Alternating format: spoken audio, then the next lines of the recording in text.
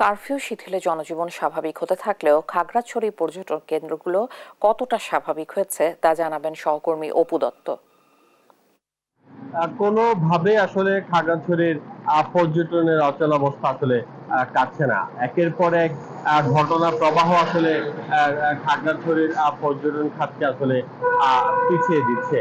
আপনারা জানেন যে সর্বশেষ যে কোটা ইস্যু, এই কোটা ইস্যুর কারণেই মূলত গত 15 দিন ধরে খাগড়াছড়িতে কোনো রকম পর্যটক নেই।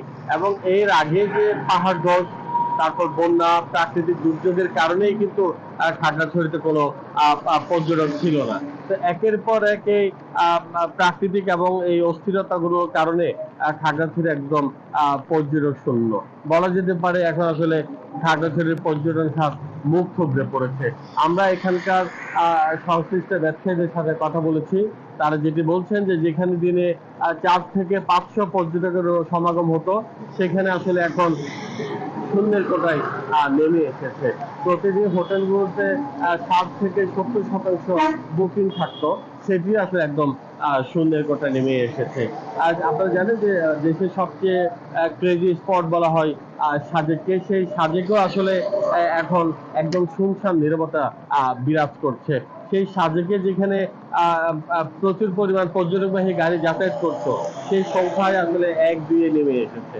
তো পর্যটন সংশ্লিষ্টরা বলছেন যে গত 15 দিনে শুধুমাত্র 2 থেকে 2.5 কোটি টাকার পর্যটন খাতে ক্ষতি হয়েছে। এবং হোটেল মোটেল গুলোতে আসলে কর্মজীবী যারা আছেন তাদেরকে আসলে বেতন দেওয়া কষ্টসাধ্য বলছেন। একই সাথে যারা পর্যটকবাহী যানবাহন চলাচল করেন, তাদেরও আসলে খারাপ সময় যাচ্ছে বলে তারা বলছেন। এইসব বিষয় মিলে আসলে তারা নিজেদের হতাশা প্রকাশ করেছেন। কদিন আগাতে মানে অচল অবস্থা কাটবে সেটি আসলে পরিষ্কার না হলেও সংশ্লিষ্টরা বলছেন যদি কাটে সেক্ষেত্রে কিছুটা হলেও লোকসান কাটিয়ে ওঠা সম্ভব হবে। তবুও প্রশাসনের পক্ষ থেকে বলছে খাগড়াছড়ির নিরাপত্তা ব্যবস্থা মানে আগের চেয়ে ভালো, যার কারণে পর্যটক আসলে সার্বিক পরিস্থিতি আসলে তাদের অনুকূলেই থাকবে। তো সব মিলে আসলে খাগড়াছড়ির এই ছিল